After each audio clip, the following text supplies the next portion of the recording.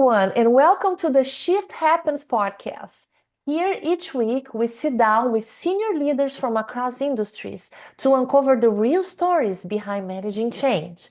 From breakthrough wins to tough lessons learned, we dive deep into what it really takes to lead through uncertainty.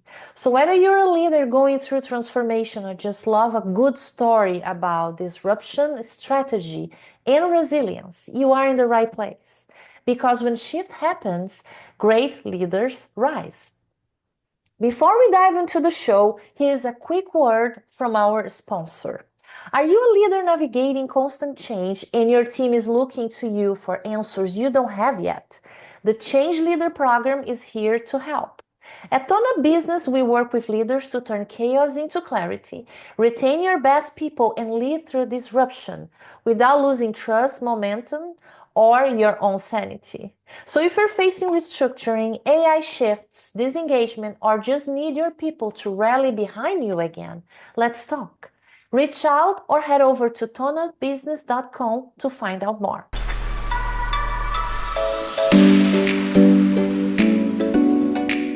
So today at the Shift Happens podcast, we have a transformational leader, John Beering, CEO of Red Dot Corporation. John has driven high-impact change across 6 industries, from Fortune 500 giants to private equity firms. He's led growth, turnarounds, scaled operations, and built inclusive, high-performing teams. With a fearless commitment to innovation and people, John shows us what a real transformation looks like. If you ever wonder what it takes to lead a real lasting change, you can't miss this conversation today. Welcome, John. I'm very happy you're here with us today. Thanks, Camilla. I'm glad to be here. Awesome. So let's start for you to talk a little bit about yourself, your experience, and your current role, John. Okay, so my experience spans over 30 years. Started with a company called United Technologies at Carrier Corporation. I was at UTC for over 15 years, both Carrier and Pratt & Whitney, a sister business, and was kind of thrust into change opportunities early in my career, actually. With the early introduction of lean manufacturing into the shop floor when I started in manufacturing, moving into product development, where we were doing kind of the second generation of cross-functional product development, which was kind of a whole new approach for them at that time.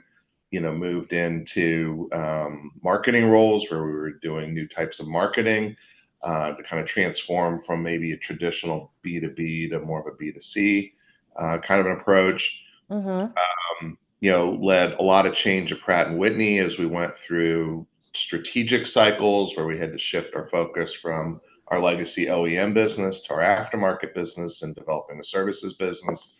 And then when I left UTC, I went to Eaton Corporation for 10 years, was in a series of progressive roles there, from marketing to different P&L leadership roles. And again, found myself where, the world around us created new events and opportunities to impact. And when I was, I think, getting ready to finish up my stint in marketing, is when the Great Recession hit and the world changed. We saw declines in our market that were more significant than anybody had experienced before. The corporation did a significant restructuring. The way we work changed. Everything about the organization changed. And I found myself then in my first P&L leadership role, leading, an organization kind of through the aftermath of all of that change and navigating through new realities to reposition our business as a growth company. And then my last assignment at Eaton also, was turned into be a significant transformation role as, I was promoted into leading our global transmission business, and our largest customer decided they were going to vertically integrate our product in North America. And all of a sudden, we found ourselves with 25-year-old, 30-year-old technology competing against a very modern European competitor. And we had a very short amount of time to radically recreate our portfolio so we could be competitive. That everything about that involved change, from how we got product to market, who we partnered with to get it there. And had we not done what we did to lead through that transformation, I'm not sure the business would still be there in the same way today. And then, through follow-on roles in private equity, each time there's been significant change involved, whether they be turnaround assignments or, my previous company, the COVID crisis hit, and, it was a retail organization that had been acquired and not integrated yet. So, as the saying goes, never let a good crisis go to waste. So, we worked very aggressively to really rebuild a new business through the challenges of the COVID crisis, and came through with really a world-class retail operation at the end of it. And that brings me to my current assignment. So I'm now CEO of a company called Red Dot Corporation. So they're a 60-year-old manufacturer of kind of high durability premium HVAC equipment that you would see in construction and ag industries, military, mining, all sorts of severe duty applications. And the brand was built on a promise of tailored innovation for customers, a high degree of customer centricity and service, and a reputation for robust durability and high quality. And in the history of this company, I find myself coming in as the 9th CEO in 60 years, but I'm the 8th CEO in the last 9 years. And so that churn created, I think, a lot of impacts on the organization, a lot of starts and stops in terms of strategic progress. The organization also went through the COVID crisis and was affected differently from my prior industry, where this organization and their end markets really took off through COVID, and they really struggled to keep up with it. And that added even more strain to an organization that had gone through a lot of stress through all this leadership transition.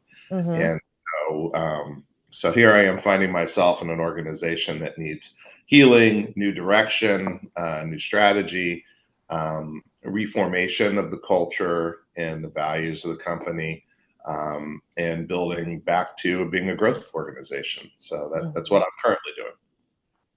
Yeah, that's impressive to hear all your background. And one of the things that is a key takeaway that I can understand from you and your experience is the way you manage change with agility as a competitive advantage, because you had many moments that you were like, if we don't change fast, we are not surviving.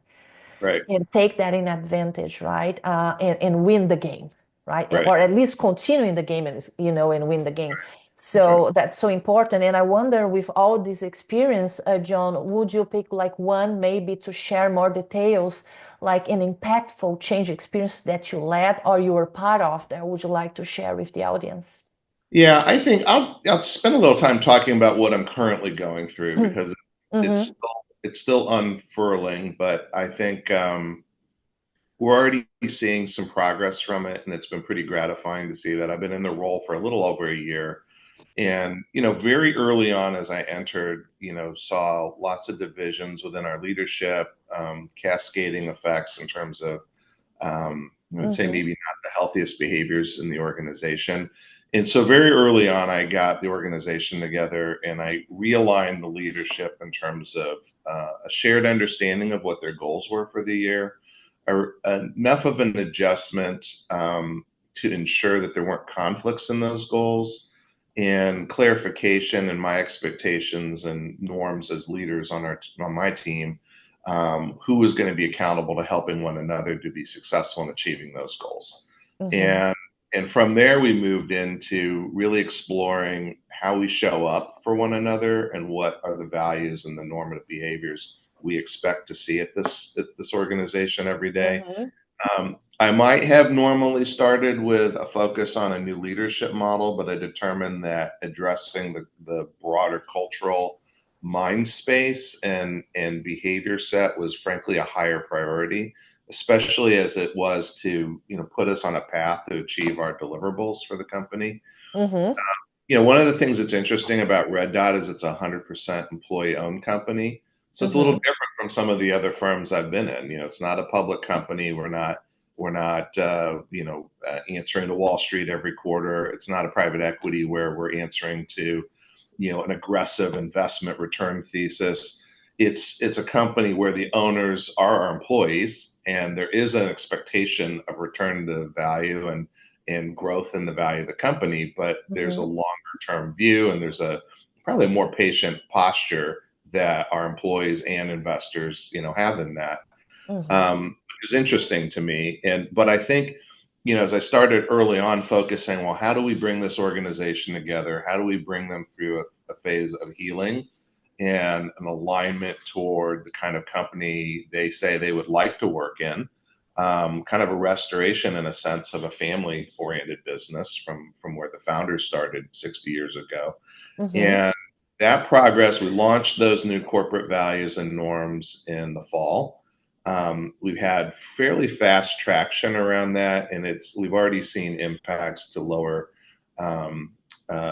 turnover. We have seen improvements in our productivity.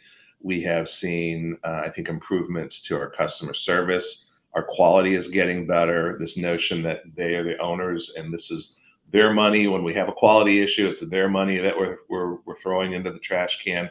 That notion has really had some traction with them, and I'm seeing a significant shift in ownership mindset and accountability, and and I would say a level of kindness and collaboration and support for one another, because they understand this is a team sport. We win as a team, or we'll lose as a team. And so this has been kind of a great unifier. So the Mm-hmm. next thing we're working on is, rolling out a new leadership model so that there's a language for all of our leaderships to draw upon, their style that's informed by our culture and expectation that everybody's living to that culture, and then helping equip our leaders to be more strategic and to be more results focused and to be builders of talent. And so I'm very excited to see how this is really taking shape, and it's already starting to have impacts, and it's created a noticeable difference in how our company is presenting itself, and our Mm-hmm. brand reputation to our customers. And so customers are taking note of it. They're experiencing the company differently again. We're getting many Mm-hmm. more growth opportunities again, and we're starting to get to the finals where I think we'll start seeing realized growth come from all of this transformation of the culture as well. Mm-hmm. That's very interesting. Some companies underestimate the power of investing in leaders, Hmm. and this ownership and accountability increase that you notice is so good because really um, they take like this is part of this is mine, and reinforcing the values and all of that and how they present to clients, it's so important. I was just wondering because as you were talking I was wondering this. um, when you started, what do you think it really was different? Because before was still an employee owned company. It still is. From that perspective, that didn't change. What do you Right. think that changed for them to change this behavior and really already be perceived in a client level, like that they are experiencing services and products in a better way? Yeah, I think maybe the biggest change is I brought in a set of leadership messaging and expectation that was very aligned with the founders' principles that built the brand. So again, Yes. customer focus, high focus on quality and reliability, and tailored innovation. And Mm-hmm. I have not wavered from my message on what we're focused on. I have not wavered from my message on the opportunity for everybody.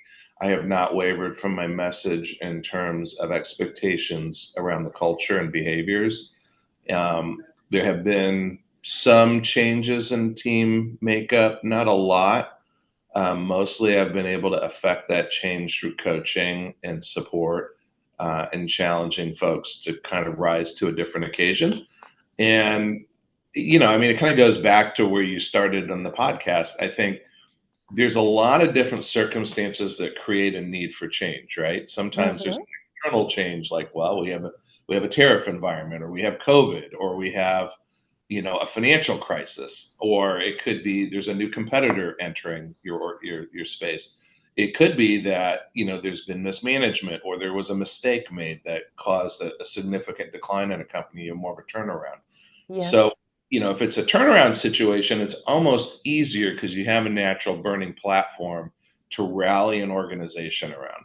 When you're trying to take an organization that's doing okay, and Red Dot was doing okay, but they weren't thriving and they weren't happy. The organization wasn't happy, and they weren't really collaborating well. Mm-hmm. And you could see that. I mean, in just my first 45 to 60 days, just the observation of behaviors and how individuals treated one another, it was very inconsistent with what they even stated as their corporate values at the time. Mm-hmm. I said, well, Mm-hmm. that's not how I lead, and that's not my expectations of an environment I want to be in. And I don't think you should all expect that either. And so, really, my approach with Red Dot was to invite them on a different journey and to challenge them and to set a bigger vision. And one of the biggest I think tools any leader has in driving change is consistency of message. It doesn't happen overnight. People don't change because you tell them to change. They Mm-hmm. change because they eventually see, oh, I understand this vision. I understand there's something in it for me to be part of this vision. And they have a desire then to make that change and be participant in it. And they have to go through learning cycles to build the habits around that. And then little by little, it happens. And every time I've led a significant change, usually within a year or two, you look back on the journey you've been on, and folks are really astonished at how much is different from where they started. And so I think I've had a lot of comments from 40 plus year employees here who've kind of reflected on, wow, we've already seen a lot of change in 13, 14 months, and we're excited to activate and be part of this, and to not retire this year or next year, and to help you bring it back and restore kind of this greatness that was in this company all along, and re-energize the growth opportunities. That's how Mm-hmm. in an ESOP you generate long-term value for the shareholders, is you got to grow. I mean, we can Mm-hmm. expand our profitability for sure, and there's a lot of low-lying fruit for that, but ultimately growth is what will uncork the value for them and their retirements and their families and so on. Yeah, see, building this momentum today, right? As you look back and celebrate these wins, I think that's so powerful, huh? Yeah, absolutely. And that's one of the things we put in our cultural norms was Mm-hmm. celebrate every success. And in fact, we talk about one of the norms each week to reinforce it from top to down. I talk about it at my staff meeting. If you're in the manufacturing facilities, you talk about it on the shop floor. And actually this week was the norm around recognition and celebration. And so I, Uh-huh. encouraged my team. I was like, use the tools that you have. Like, we don't have an esoteric online recognition system, and nor would everybody be able to have access to it, even if we did. So, make it a point, like we have a monthly town hall, celebrate and recognize people for doing even the littlest things. It builds momentum. You make seismic shifts in progress, one little change at a time. And so Mm-hmm. it's incremental, but it will result in a significant transformative result if you are highlighting it, recognizing it, providing the positive reinforcement. And where necessary, there are times where you have to take a harsher approach to discipline, or something. Somebody does something really wrong, Uh-huh. intentionally. That's different. But that most of our individuals in our team, they don't approach it that way. They just want coaching. They want support. They want to know that we believe in them. They want to know that they have the opportunity to go take ownership and affect things. And as long as we're celebrating that and supporting them, I think we'll continue to see that momentum build. Yes, absolutely. I would like to the audience to take notice of that. If you think that's why I asked you the previous question, is still the same company in terms of employee-owned company, but What a difference it takes when you just build this culture, this leadership model that you are saying. You mentioned behavior, values, and the benefits that you are already taking in a short period of time, because 12, 14 months, I mean, considering all the change you're going through, it is a short period of time. It can take much more than that. But really focusing on people, developing people and celebrating that is so powerful. You also mentioned about consistency in the message. Would you like to talk a little bit more about communication overall? How you communicate when you are Yeah. going through changes like that, if you have advice for us? Sure. Yeah. So my approach is to ensure there's a consistency of message. Like all of the employees hear from me at least monthly in a town hall format where we talk about, well, we celebrate our employees in those meetings. We do recognition in those meetings. We give a update on our financial performance year to date, expectations and forecasts for the year. We talk about upcoming events. We talk about growth opportunities and priorities, all the things that they need to understand, I think, to help them be supportive to what we're trying to execute. We put focus on. I had an early focus on quality as an example, because I felt the quality had really become problematic.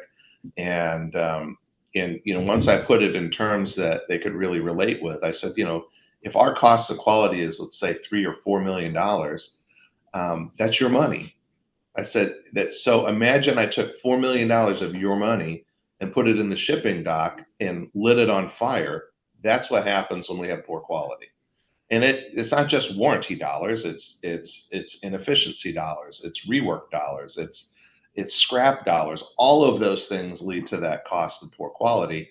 And I don't think anybody in that organization, and especially in the operations side, had really thought about it in those terms. Mm-hmm. So, again, it's an invitation to employee owners in that case to say, hey, this is your money, be responsible for that money. This is your product that you need to take pride in that we're delivering to our customers. Let's help one another ensure that the quality we're producing is the very best we're capable of producing. And if we identify we have areas where we need to invest more, do something different, then let's highlight that and we'll make those investments.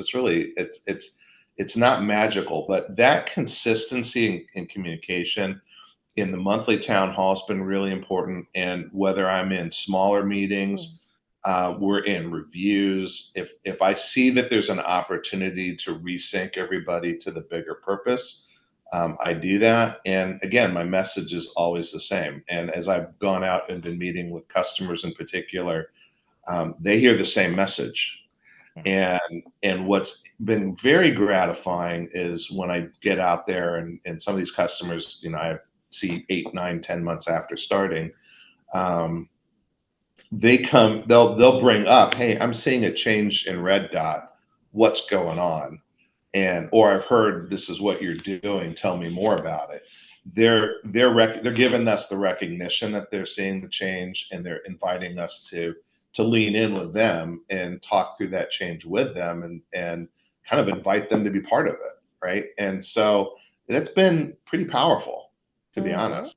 And so I think it's that consistency in using every avenue. I mean, some of it's been through like email newsletters as well, but I don't find, especially with our workforce, in our Seattle-based manufacturing crew, we have a lot of folks that have come from all over the world that make our products. And I think we have something like 20 or 30 different languages, native languages spoken in our plant. I don't think I've had large global roles, like companies like Eaton, where I had to work across multiple cultures and language sets, but I don't think I've ever had that in one location. And so, when you think about the change and how important communication is to driving change, doing that so that all of our workers understand what we're doing and why, and get a degree of translation sufficiency to reinforce what they understand with the level of English they have. That's very challenging. It is We're extremely. still working on how to do that better. Yes, true. I remember the first time you told me when we talked before, John, when you mentioned all the different languages and all, I was very impressed. I mean, I'm used to working in environments like two, three, four different languages, but 20, I was like, wow, how do you do that? Yeah, I think it's a constant improvement. But in my opinion, when people notice you care, you are making an effort, you are trying to connect to them, they can Mhm. relate, they start getting on board, right? Right. That's right. Always improvements, of course, we need. And it's difficult because it's just cultural differences and languages and all of that. But people notice when you care Yeah. and they are thankful overall for Well, that one. especially if they think you're authentic. And if your Exactly. behaviors follow up with your words, then they believe you're authentic. And Mm-hmm. that's terribly important. I mean, that consistency of message, and I would say followed up with consistency of action. And sometimes folks are impatient, so they're like, "Well, you said you're going to do this, but you haven't done it yet." And I'm like, "Well, it wasn't time to do that yet. You have to let certain things play out." And like I had several individuals talk about, well, this leader is not on aligned with what you're talking about, and it's like, be patient. That leader has an opportunity to work with me and learn and get coached, and we'll see how that goes. And if we need to make a change in leader later, we'll consider that. But everybody has the opportunity to be part of their own growth journey through this, as well as helping contribute to the company growth journey. I think that's really, Yes. if you want folks to be on board with you. Yes, yes, absolutely. I agree. Yeah, I think the patience is a very important aspect, especially when we think about younger or, generations. I mean, you see leaders, coming like out from, they are graduating and they're coming to workforce. You can see that the patience is not like used to be years ago, how we Sure. adapt and how we, show.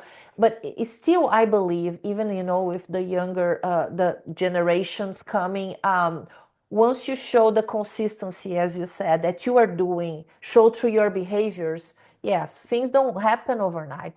But Right.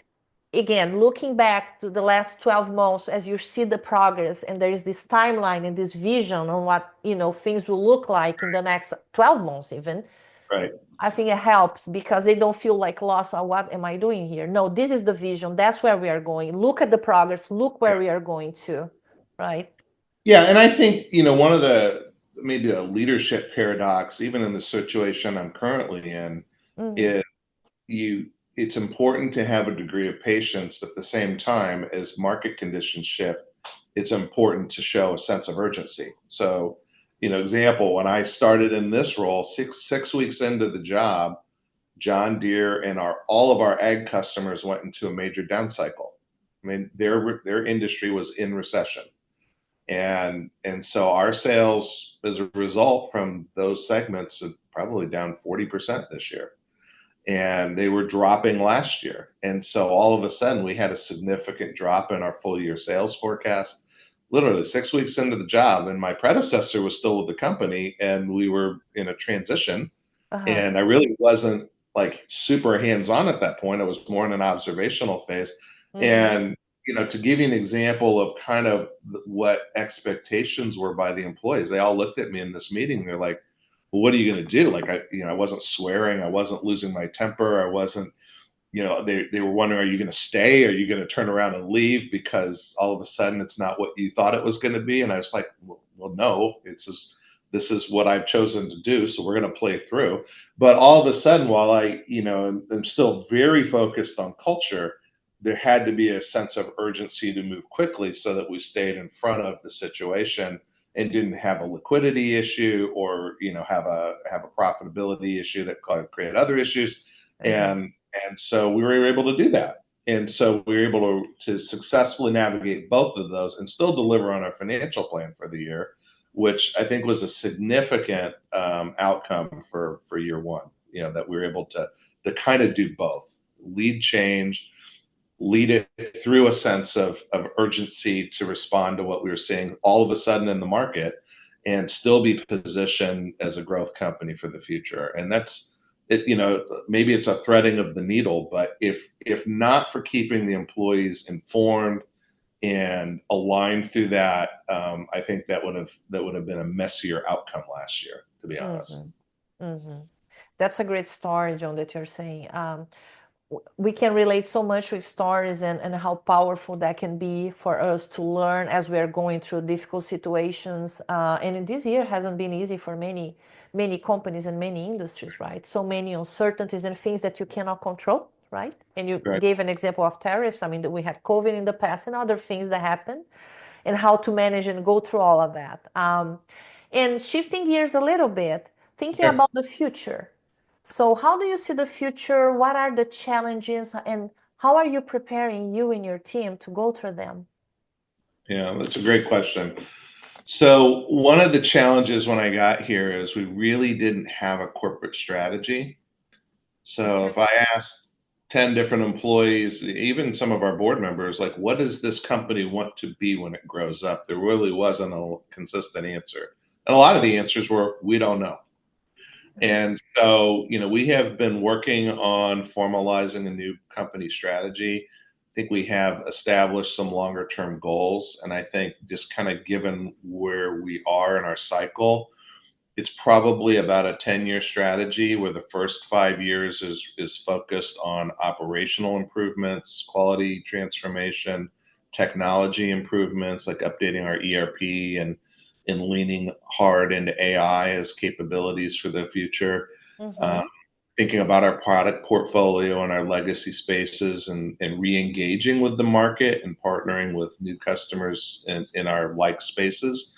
Mhm. Maybe the second horizon of growth would be likely more acquisitive, like where else might we take this notion of being a tailored thermal management business? So maybe Mhm. a little bit more agnostic into we're doing HVAC kinds of technologies, but maybe Mhm. not solely focused on high durability applications. Maybe they could be different kinds of applications that utilize the same science and engineering thinking. And so I think over that span, I think we have the opportunity to probably double the company a couple times over in the Mhm. span of 5 to 10 years.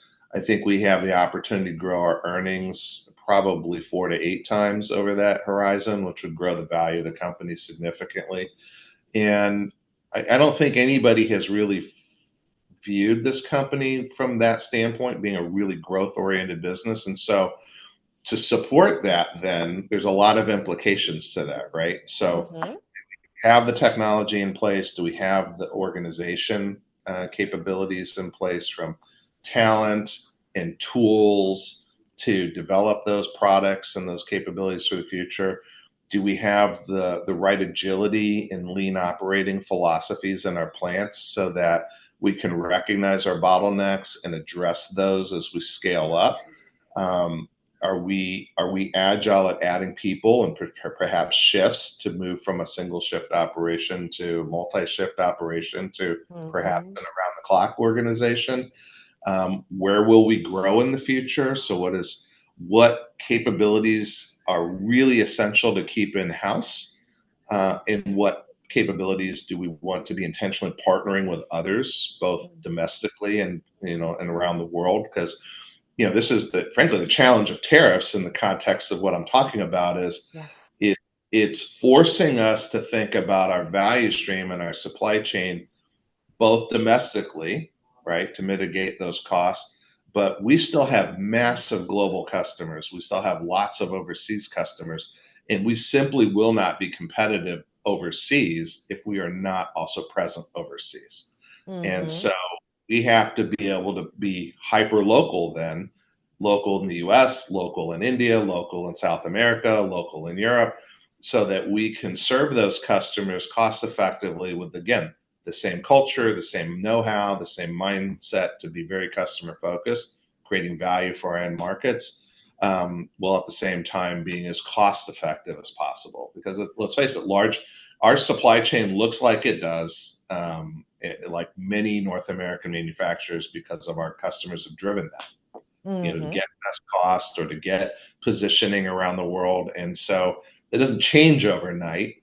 And so we're constantly battling, especially, and this is the challenge of just the current dynamics, is It's changing all the time. And so that makes it uniquely difficult to plan for it. And it is, frankly, I would say, consuming a lot of resources near term that I would prefer to be deploying for long-term growth and longer term just opportunities. And that's just the current situation. So again, part of the change, we have to shift with what's happening in the market, but we're still aiming for the long term. We know that there's a greater opportunity ahead.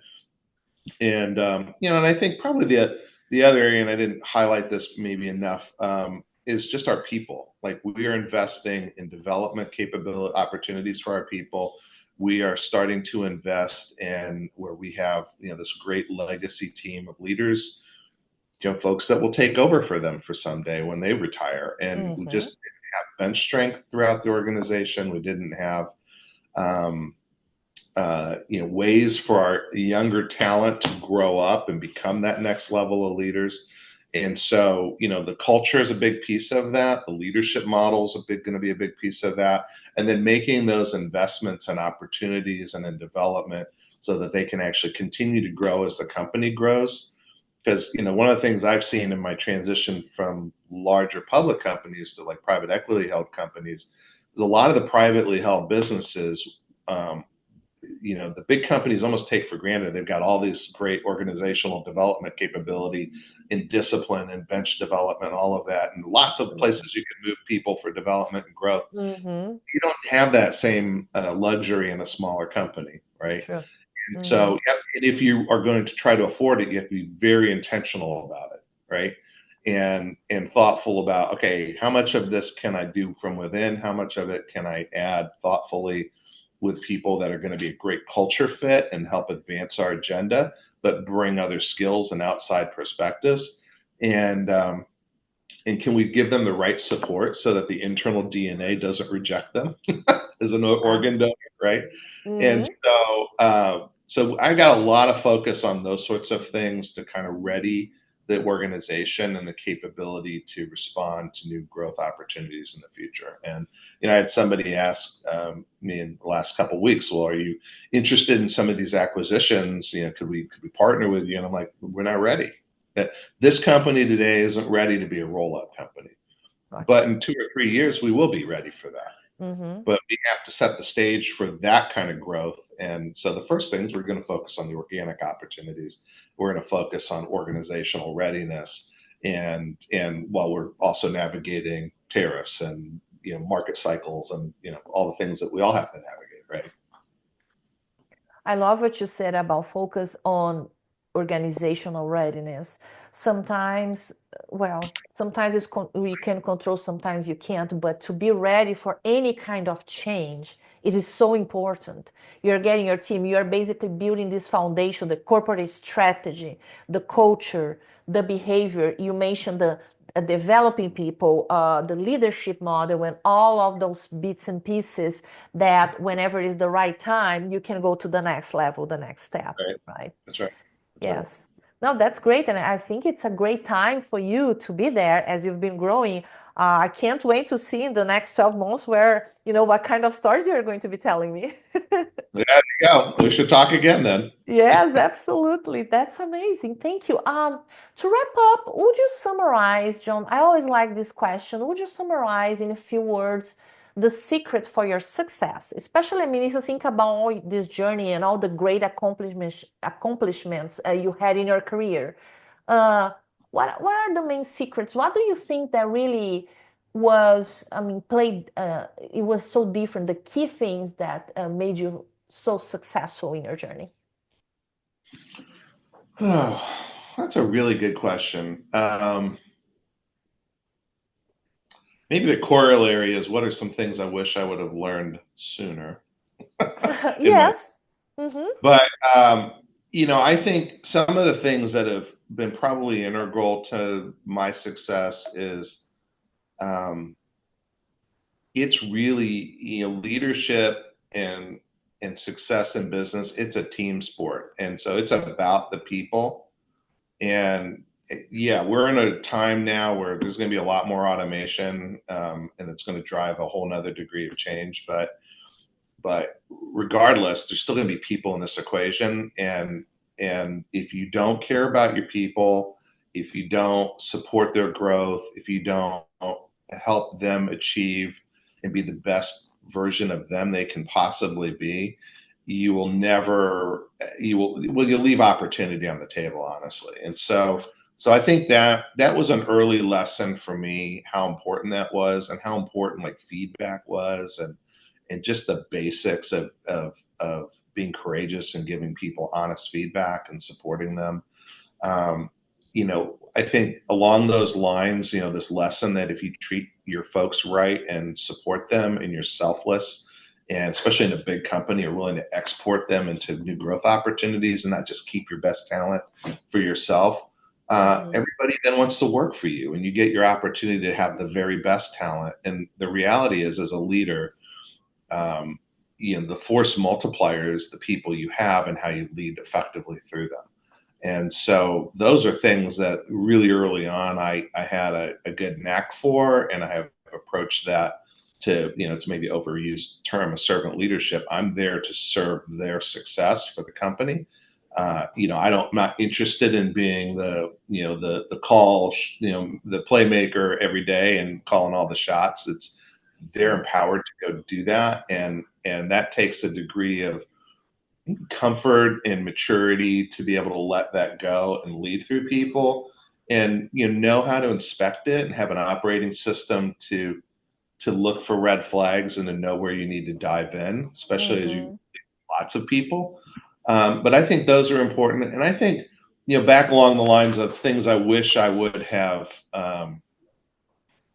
appreciated differently earlier in my career is maybe the importance of focusing on what is really essential, not what maybe always is perceived as important.